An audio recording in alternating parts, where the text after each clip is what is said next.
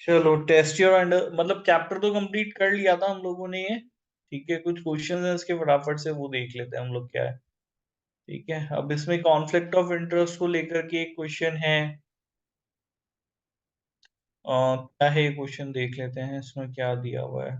Second.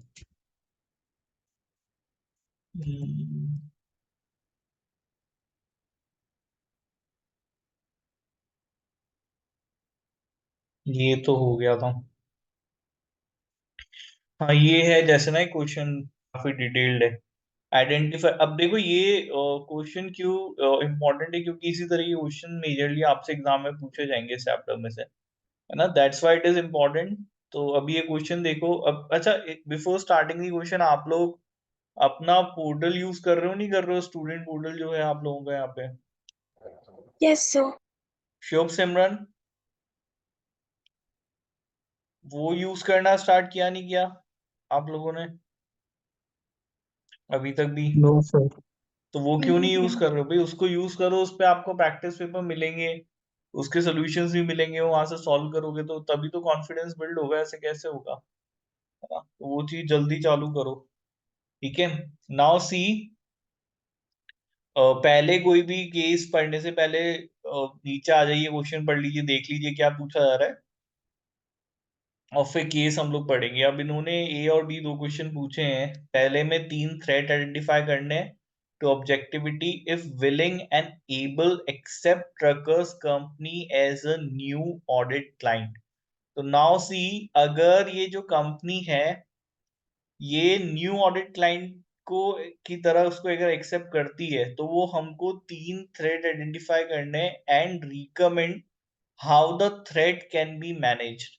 ठीक है, तो आपको दो काम करने हैं इस क्वेश्चन में ना, दो कॉलम बनाने पड़ेंगे। सबसे पहले तो कैसे क्वेश्चन सॉल्व करना है वो भी बता रहा हूँ।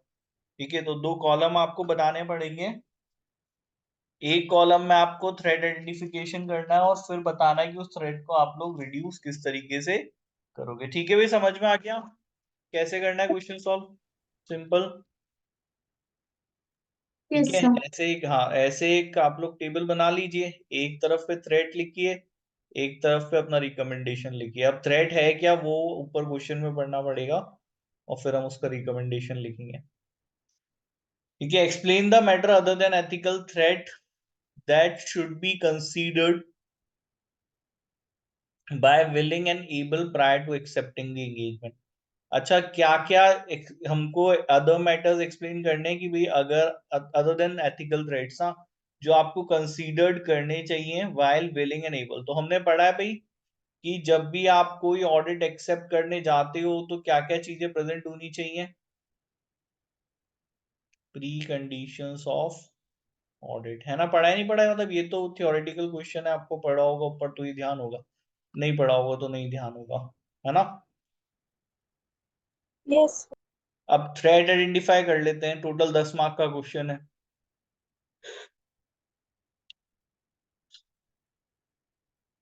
एक सेकेंड ना।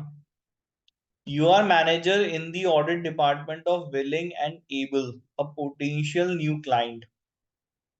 Trucker company, a haulage company has approached your firm to perform the external। तो आप एक मैनेजर हैं भाई, सबसे पहले तो हम क्या है पता लग गया, हमारी ऑडिट कंपनी है विलिंग एंड एबल, इसका मैं ऑडिट मैनेजर हूँ, एक पोटेंशियल नया क्लाइंट है। ठीक है, आपकी अपने पास आया है to perform the external audit audition to in addition to some non other than non audit service for the year ending 30 September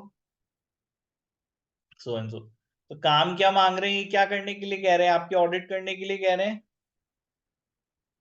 yes. External audit करने के लिए कह रहे हैं आपको। ठीक है, प्लस और क्या कह रहे हैं ये, in addition to certain non audit services. इसका मतलब आपको नॉन ऑडिट सर्विसेज भी मांग रहे हैं ये लोग, यस और नो।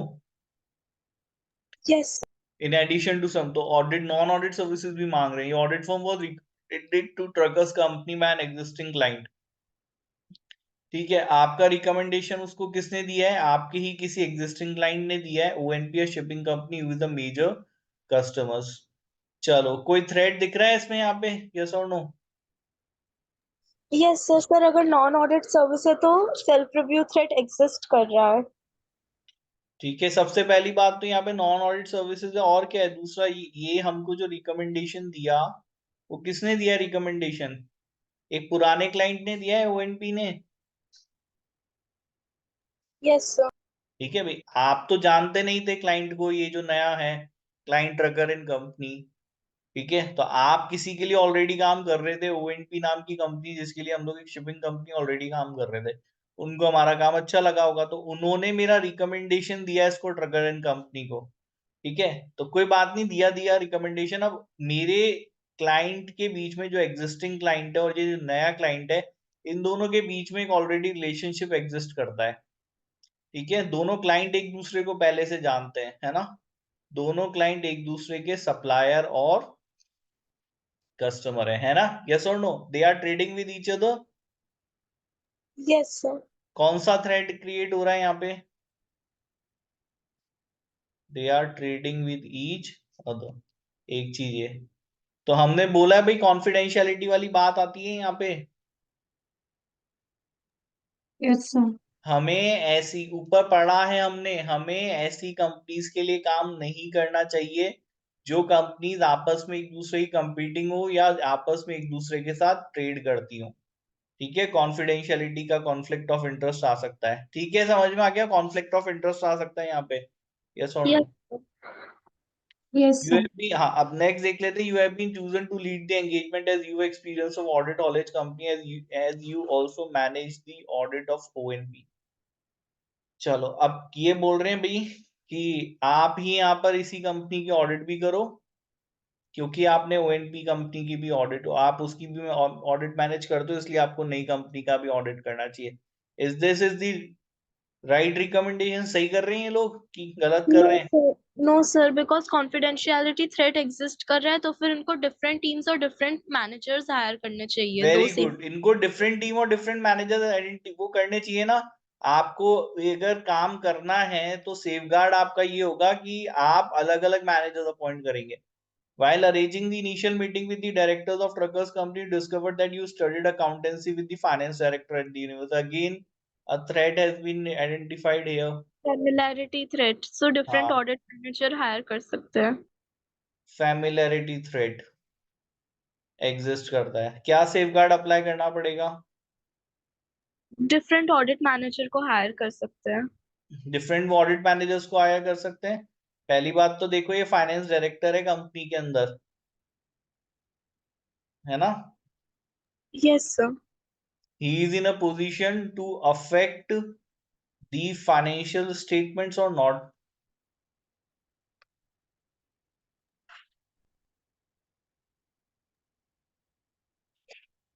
है या नहीं है? पोजीशन उसकी अच्छी पोजीशन है, अफेक्ट कर सकता है फाइनेंशियल स्टेटमेंट को। Yes, yes, sir. Yes, तो sir. ये चीज आगे पढ़ेंगे, मतलब ये पर ये चीज ध्यान रखना। Trucker company has not made a profit for the last 2 years. The director explained that this is largely due to the escalating costs in the industry, including fuel price rises. They are confident they have now controlled their costs for the current year. They have also been approached to tender for a large profitable contract which would improve the company's financial performance going forward. They would like you to assist them with the preparation of this tender and present with them. ये भी कुछ आपसे non audit servicing मांग रहे हैं। तो ये जो सर्विस मांग रहे हैं, किस नेचर की सर्विस है यहाँ पे? किस नेचर की सर्विस है? Non-audit. नॉन ऑडिट तो है। ऊपर और कौन कौन सी हमने नॉन ऑडिट सर्विसेज पढ़ी थी जो आपसे बताया गया है? हमने पढ़ा टैक्सेशन सर्विसेज, हमने पढ़ा लीगल सर्विसेज, हमने पढ़ा, ठीक है, और वैल्यूएशन सर्विसेज हमने पढ़ी है। ठीक है, एक कॉर्पोरेट फाइनेंशियल सर्विसेज पढ़ी है। क्या एक कौन सी सर्विस है ये जो ये आप पे मांग रहे हैं आपसे? किस तरह की सर्विस है? एडवाइजरी रोल है, क्या है ये? Advocacy. एडवोकेसी तो आप कर क्या रहे हो उनके लिए? They want you to prepare for this tender and present with them on the day. ये कॉर्पोरेट फाइनेंशियल सर्विसेज नहीं हो गई?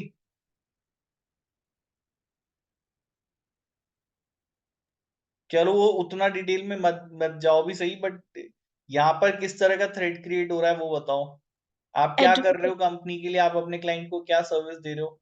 उनके लिए आप टेंडर प्रिपेयर करोगे और उनके साथ टेंडर प्रेजेंट भी करोगे, मतलब आप उनके लिए बिजनेस लाने की कोशिश कर रहे हो, हाँ या ना, यस और no? Yes, sir. What kind of threat is creating? Advocacy threat create हो रहा है ना, आप उसके लिए क्लाइंट को सॉलिसिट कर रहे हो, उसके लिए हो रहा है, नहीं हो रहा एडवोकेसी थ्रेट क्रिएट यहाँ पे, यस और no? Yes. Yes, sir. The prior your financial statements are being audited by another audit firm, the finance director tell you that the current auditors have identified material misstatement, but the board of directors refusing to make this assessment.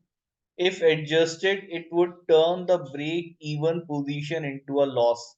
The current auditors have replied to your professional clearance letter and informed you that they are still owe fees relating to the prior year. You calculate that the potential fees of the trucker company would amount to approximately 14% of your total fee income. कितना percent हो जाएगा? 14% हो जाएगा। कितना हो सकता है maximum? 15%. But 15% कौन सी कंपनीज के लिए है? Listed company. नॉन लिस्टेड के लिए थोड़ा है 15%, है ना? Yes, sir. सभी कंपनीज के लिए नहीं है ना, ठीक है। आगे थ्रेड समझ में क्या क्या है, यस और नो? Yes. Yes, sir. हाँ, तो अब कैसे लिखोगे आंसर, कैसे लिखोगे इसका? जल्दी सबसे बताओ कैसे। पहले थ्रेट आइडेंटिफाई करेंगे एंड देन उसके बाद उसका पॉसिबल सेफगार्ड लिखेंगे सेकंड कॉलम में। हाँ तो लिख के बताओ, तो 10:32 हुई है, अभी तो टाइम है हमारे पास ना, तो एक काम करो, कोई पेपर पेन नहीं, आपके पास कंप्यूटर है आपका? अभी क्लासेस आप लोग फोन से अटेंड करते हो, लैपटॉप से अटेंड करते हो, किससे करते हो? फोन से अटेंड करती हूँ। Laptop. अच्छा, तो फिर आंसर आंसर प्रैक्टिस किससे करोगे?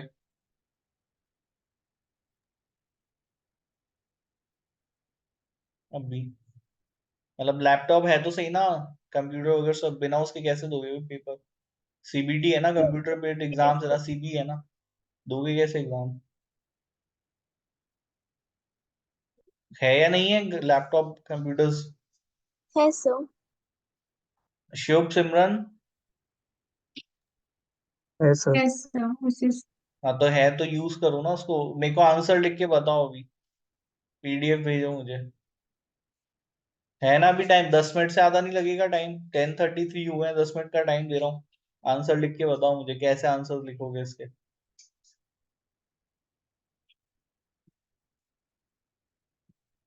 वेट कर रहा हूँ मैं, अभी 10 मिनट का टाइम दे रहा हूँ, आंसर लिख के बताओ उसका कैसे लिखोगे। सर अभी पेन पेपर पे लिख देता हूँ।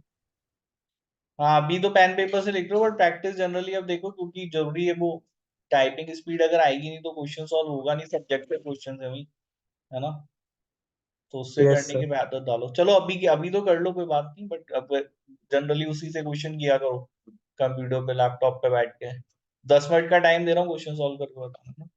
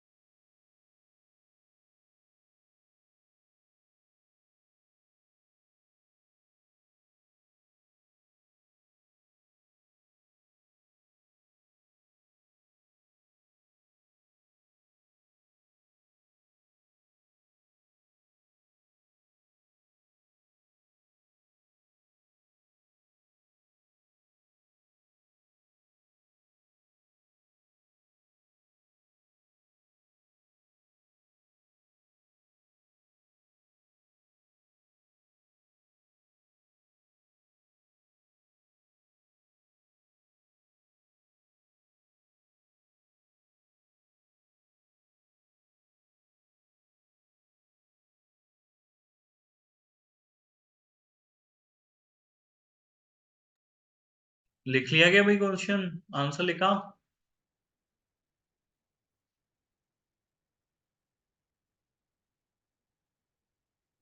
तो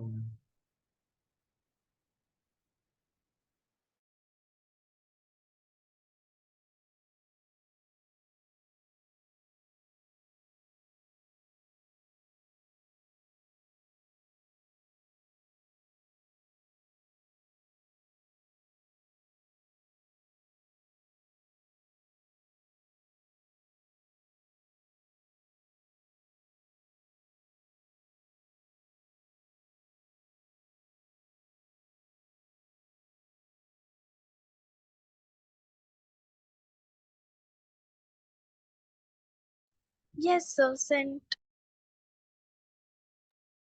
ठीक है, मैं देखता हूँ, एक सेकंड।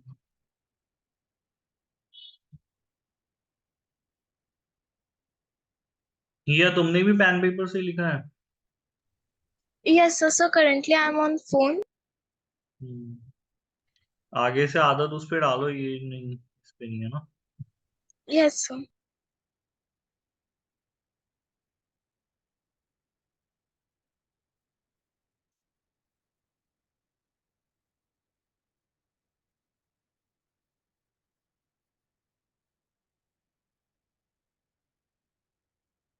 नहीं, अभी तुमने जैसे ये सबसे पहले लिखा फी डिपेंडेंसी, ठीक है थ्रेड में, लेकिन इसका सेफगार्ड जब तुम लिख रहे हो, है ना, या तुमसे बात कर रहा हूँ मैं ना, ध्यान से सुनना। Yes, sir. तो जो सेफगार्ड आप लिख रहे हो, इसमें आपने लिखा कि willing and able should increase its customer base, ये पॉइंट ठीक है। नेक्स्ट पॉइंट तुमने लिखा था listed companies companies the firm total income from audit client should not be more than 15%। ये क्यों लिखा है? व्हाट काइंड ऑफ, ये कोई क्या सेफगार्ड है क्या, ये बताओ। This is the safeguard. No, sir, but it is an extra point. हाँ, तो एक्स्ट्रा पॉइंट है तो उसको बाद में लिखे ना, एंड में। सबसे पहले तो हमको ये बताना चाहिए कि भाई हमारा सेफगार्ड क्या है। ये चीज हम क्यों लिखेंगे पहले? Yes, और फ्री डिपेंडेंसी में it is a loss making company, ये सेफगार्ड नहीं है ना बेटा, नीचे वो दोनों पॉइंट्स वाले सेफगार्ड है। सेफगार्ड बस इतना सही है, जनरली क्या होते हैं कि भाई इनको, अगर फीस इनको एक्सेप्टेबल लेवल तक रिड्यूस करनी चाहिए, ओवर ओवर है ना इनकी, ओवर डिपेंडेंसी है ना फीस पे, तो इनको नए क्लाइंट बनाने चाहिए, ये बात आपने सही लिखी है। आप ये लिख सकते हो कि आपको रिव्यू करवाना चाहिए था काम, अप्रोप्रिएट रिव्यूअर अपॉइंट करके, ये सेफगार्ड है, ठीक है। yes, sir. Loss making entity, ये कोई सेफगार्ड थोड़ना है। दूसरा आपने लिखा है familiarity thread, the audit manager no the finance director who is in position, ये चीज ठीक है। A different audit manager should be assigned to the audit of trucker company, different, ये ठीक है पॉइंट आपका।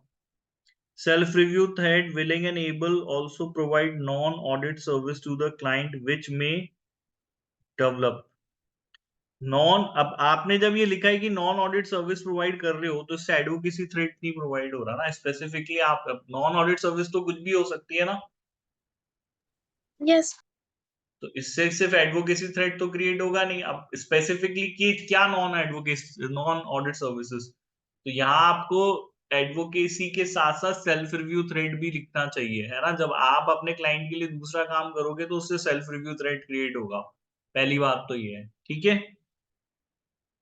yes, sir. क्योंकि आपने ऊपर इसकी हेडिंग दी है सेल्फ रिव्यू थ्रेड और नीचे आपने लिख दिया एडवोकेसी थ्रेड, तो कॉन्ट्राडिक्टरी स्टेटमेंट हो गया ना ये तो, Yes, sir. ठीक है। और फिर हमको सेफगार्ड बताने हैं, द ऑडिटर शुड डिक्लाइन दी, क्या लिखा है ये, invitation to Invitation present to that present tender. tender as it will create advocacy thread, ठीक है। Yes, sir. सर फिर ऊपर हेडिंग एडवोकेसी थ्रेड की आएगी। हाँ, फिर एडवोकेसी थ्रेड लिखना चाहिए ऊपर, अगर सेल्फ रिव्यू थ्रेड लिखा है तो सेफ गार्ड भी आपको अप्लाई करने पड़ेंगे अकॉर्डिंगली वैसे ही। हाँ भाई, Yes, sir. बाकी भी तो भेजो। कहाँ गए?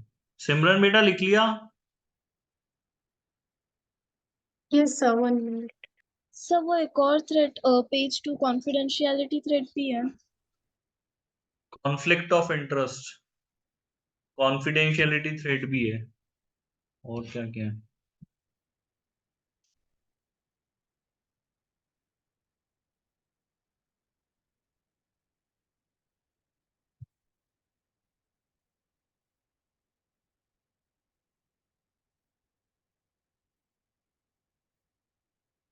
कॉन्फ्लिक्ट ऑफ इंटरेस्ट भी है फर्स्ट पैराग्राफ में, वो भी बता सकते थे आप। कॉन्फ्लिक्ट ऑफ इंटरेस्ट भी है ना, जब वो आप अपने क्लाइंट के लिए काम यस कर रहे हो, सर। जो क्लाइंट आपकी किसी और क्लाइंट के साथ ट्रेडिंग रिलेशनशिप में है, तो कॉन्फ्लिक्ट ऑफ इंटरेस्ट नहीं आएगा यहाँ पे, यस सर। वो भी लिख सकते थे। तो उन्होंने 5 या 6 दिए हैं आपको आइडेंटिफिकेशन के लिए ना, कोई भी 3 हमको आइडेंटिफाई, तो जो सबसे अच्छे से आते हैं थ्रेट ना, वो आप आइडेंटिफाई करो, जिसमें थोड़ा डाउट है उसको छोड़ दो। भाई उन्होंने तो 6 हमको दिए, कम से कम 6 या 7 दिए इसके अंदर। Yes sir.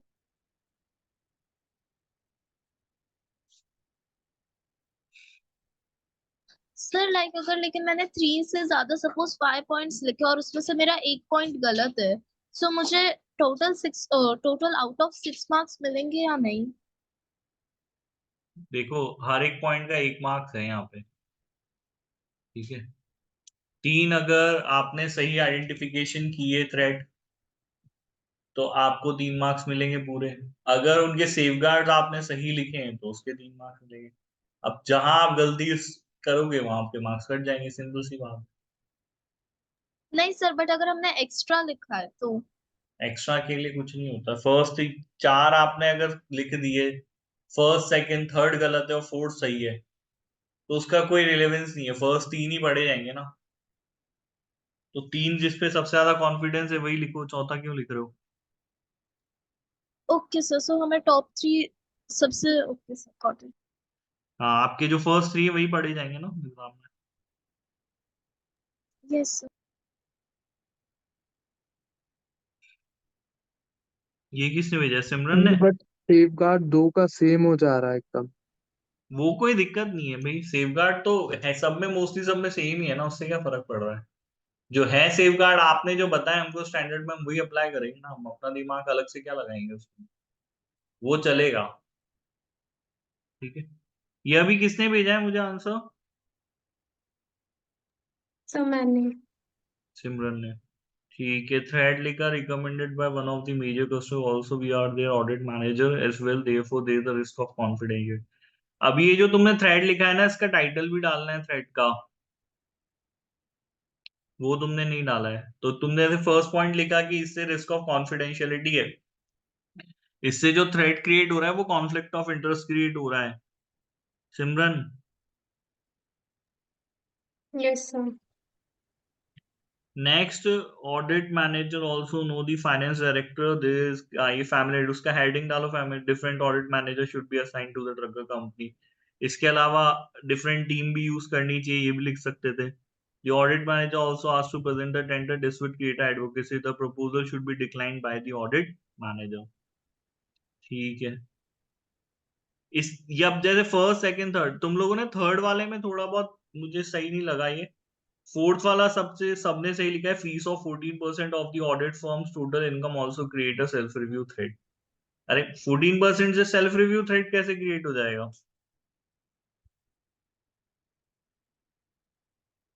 सिमरन ये गलत लिखा है ना, 14% से सेल्फ रिव्यू थ्रेड कैसे क्रिएट होगा? अगर तुमने तुम्हारी फीस किसी तुम्हारे क्लाइंट के पास, तुम डिपेंड हो गए हो बहुत ज्यादा उसके ऊपर, तुम्हारे पास ज्यादा क्लाइंट नहीं है, तो इससे सेल्फ रिव्यू थ्रेड कैसे क्रिएट हुआ, बता, सोचो, दिमाग लगाओ। सेल्फ रिव्यू क्या होता है कि हमने कोई काम किया हो, हम उसी चीज को आप खुद ही चेक करें, वो सेल्फ रिव्यू है ना।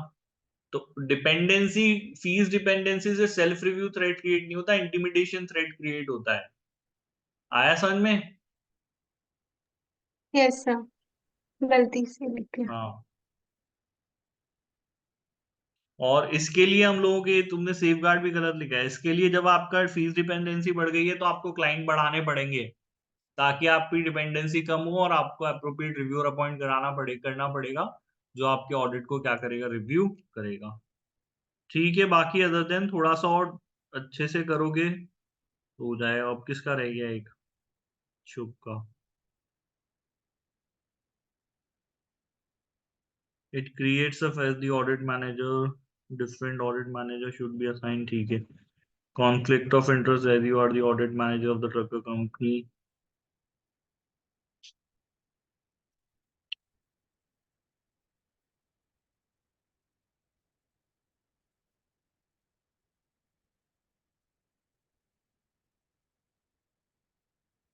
ठीक है, थोड़ा सा लेकिन लैंग्वेज और इम्प्रूव करो इसमें ना शुभ, बाकी सब ठीक था।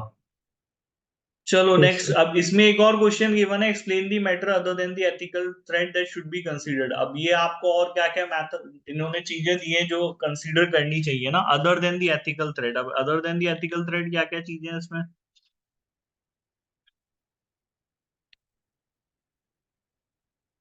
एक तो ये वाला है कि पिछले साल के जो ऑडिटर्स हैं उन्होंने यहाँ पे कुछ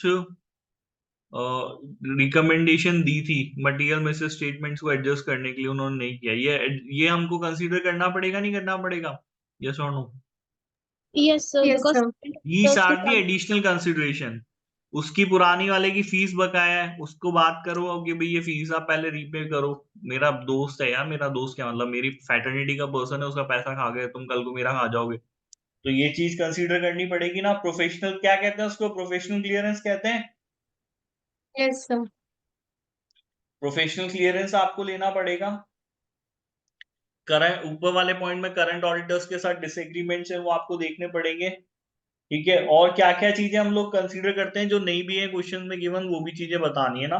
तो जाओगे ऊपर देखोगे, टॉपिक पढ़ोगे तो आपको दिखेगा इंटीग्रिटी है, मनी लॉन्ड्रिंग की बात थी, कॉम्पिटेंट हो या नहीं, रिसोर्सेज हैं या नहीं हमारे पास, प्री कंडीशंस ऑफ जो ऑडिट है वो प्रेजेंट है या नहीं, वो सारी चीजें आपको लिखनी है। Just just like objective questions है जो ऊपर पढ़ी है, वही चीजें यहाँ पे नीचे आपको ले जाऊंगे। ठीक है भाई, समझ में आ गया? यस और नो?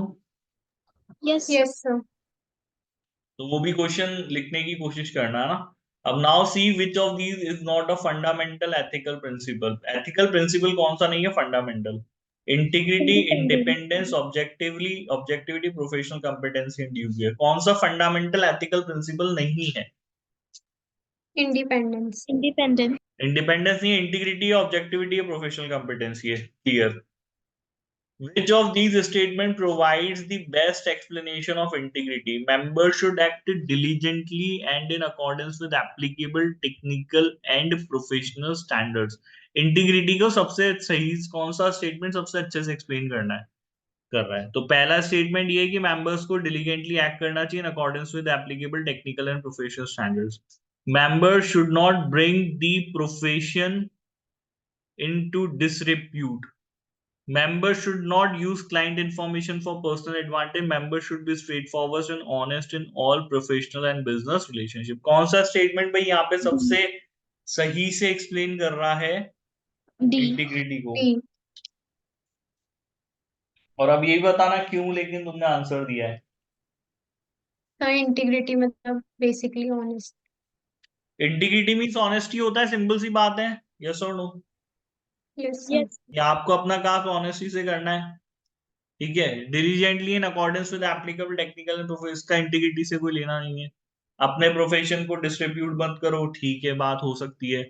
पर्सनल एडवांटेज वाली बात हो सकती है। लास्ट वाला जो है वो ऑनेस्टी की बात कर रहा है। ठीक है, तो D is the correct answer, simple से है ये तो। ठीक है भाई, समझ में आ गया? यस और no? Yes yes sir. Sir. Yes sir. A member was found guilty of ethical misconduct. ठीक है, बाय, एक second, by failing to respond to the professional clearance request from another audit firm. This is a breach of which fundamental principle? ठीक है, आप ethical misconduct की के लिए guilty found होते हो, आप अपनी प्रोफेशनल क्लियरेंस रिक्वेस्ट को रिस्पॉन्ड नहीं करते हो, ये फंडामेंट कौन सा फंडामेंटल प्रिंसिपल का ब्रीच है? Integrity, independence, professional behaviour, professional competency and duty. तो बहुत सिंपल है, जल्दी बताओ।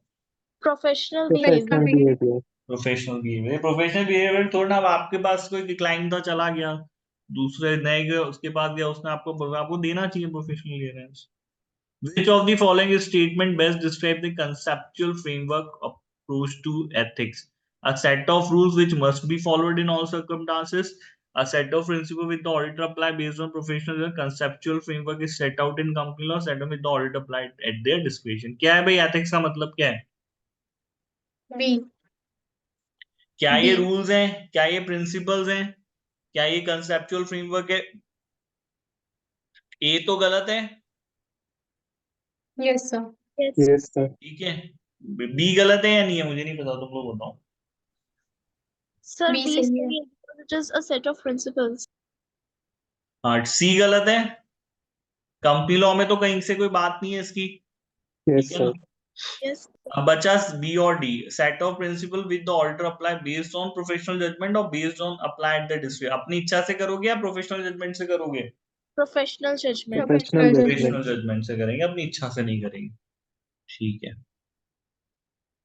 Why do auditor need to be independent? To ensure users of the auditor report can place reliance on it and have faith it is not biased. To ensure the financial statements give true and fair view. To provide more regulation for auditor to increase the perception the law requires. this कौन किसकी वजह से है? A.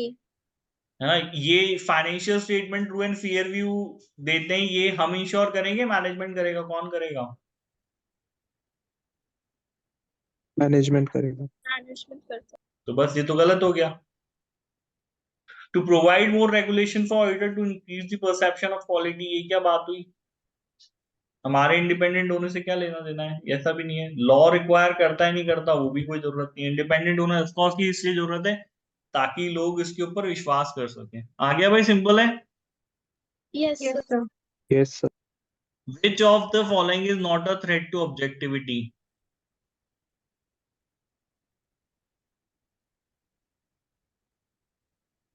बताओ। Self review है, advocacy है, intimidation है, ये सब थ्रेट है ऑब्जेक्टिविटी को। Yes, sir. कौन सा नहीं है? A. Independence. Independence, that's why it is the correct answer. Which ethical threat would be created if the audit manager attend a social event where the client will outline a new right issue to shareholders? कोई client समझ में आया क्या बोला इन्होंने? कौन सा ethical threat create होगा अगर ऑडिट मैनेजर एक सोशल इवेंट में चल जाए जहां पे client new right issue to shareholders outline करने वाला है? राइट इश्यू समझते हो क्या होता है? Yes, sir.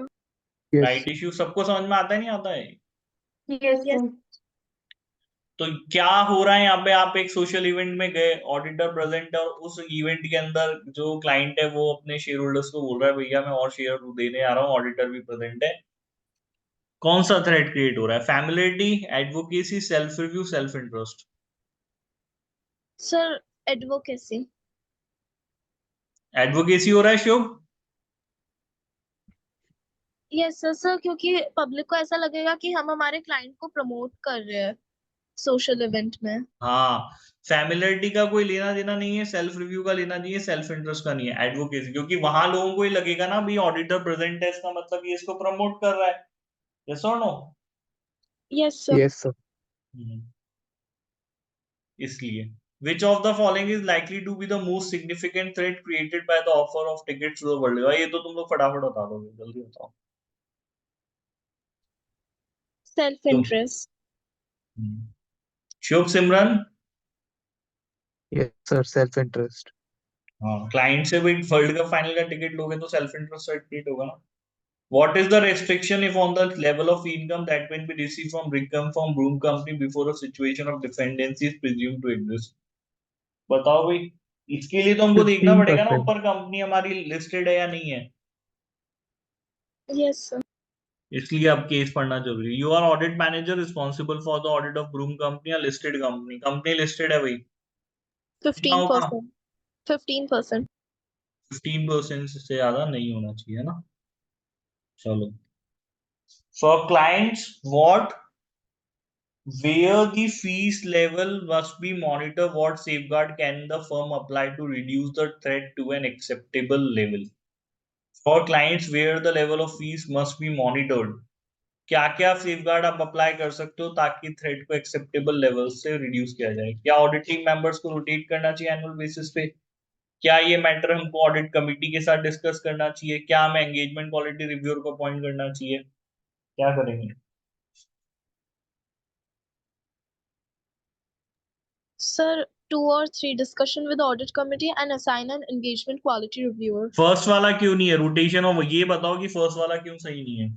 सर क्योंकि अगर हम रोटेट करें तो मोस्टली ये तो फैमिलैरिटी का सेफ गार्ड होता है। हाँ, इससे फीस का तो कोई रिडक्शन नहीं होगा ना। फीस का क्या सेफ गार्ड है ये? आपकी फर्म में 5 बंदे अलग अलग सब ऑडिट कर रहे हैं, फीस तो उतनी ले रहे हो, उससे क्या कम हो गया फीस का सेफ गार्ड? तो first is not safe guard of the fees over due, तो मतलब फीस आपकी अगर एक लिमिट से ज्यादा है तो उसका कोई सेफ गार्ड नहीं है, तो फर्स्ट हो गया हमारा।